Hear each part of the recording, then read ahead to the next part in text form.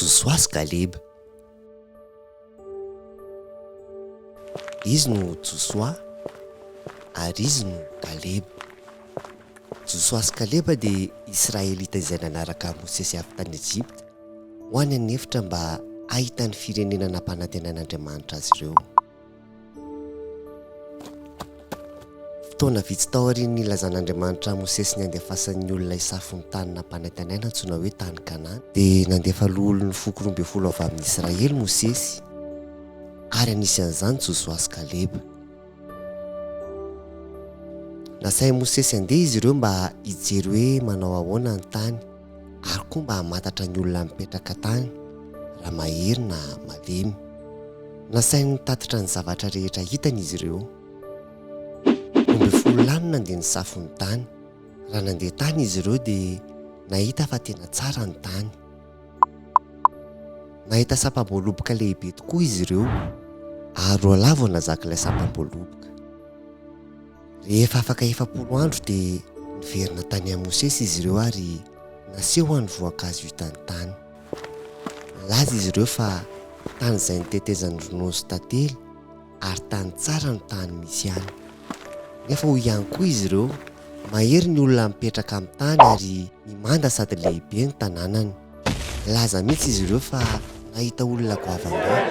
Fa Kaleba dia nampanginan'ny olona teo anatrehan'i Mosesy ka nanao hoe, andeha isika hiakatra mihitsy mba azahoantsika azy, fa resy azy tokoa isika. Saingy ireo lehilahy hafa niaraka taminy dia tsy nanaiky ary nanaparitaka ny tatitra diso. Nandritra ny fitobian'ny Israelita dia nitomany nandritra ny niala izy ireo. Nolazain'izy ireo tamin'ny Mosesy sy Arona fa naleno izy ireo maty tany Ejipta na tany anefitra, ary nangataka mpitarika vaovao izy mba hitondra azy ireo hiverina any Ejipta. Ary Mosesy sy Arona dia niankohaka teo anatrehan'ny fivorian'ny fiangonana dia ny zanak'Israely rehetra.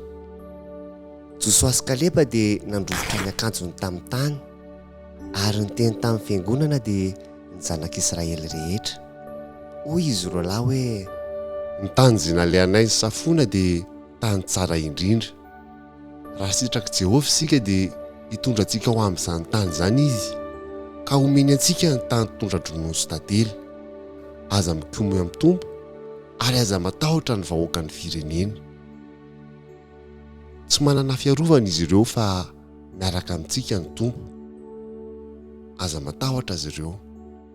fa hoy ny fiangonana rehetra, toray vaty izy roa lahy.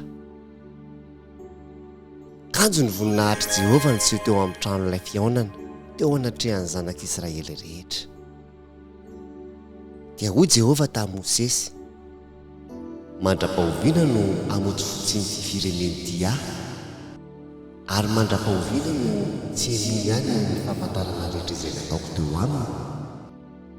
Laza Andriamanitra fa hanao firenena vaovao amin'ny Mosesy, ary ny Israelita dia tsy isany honina amin'izany tany izany, fa nangataka tamin'Andriamanitra hamelany vahoaka Mosesy, ary nilaza Andriamanitra fa hamela azy ireo. Nefa ny olona dia tsy maintsy irenireny any anefitra mandritry ny 70 taona, ary tsy misy olona hiditra ao amin'ilay tanàna nampanantenaina fa tsy Josoa sy Kaleba. Nirenireny nandritry ny 70 taona ny olona. Maty Mosesy ary Josoa ny lasa mpitarika vaovao an'ny Israelita. Tonga ny fotoana nitarihan'i Josoa ny Israelita tany amin'ny tany nampanantenaina. Fa nandeha taonany maro Josoa sy Kaleba talohan'ny tarihan'i Josoa Anio. Anisan'izany Kaleba tany amin'ny tany nampanantenaina satria Andriamanitra no niaraka taminy, n'aiza n'aiza lehany.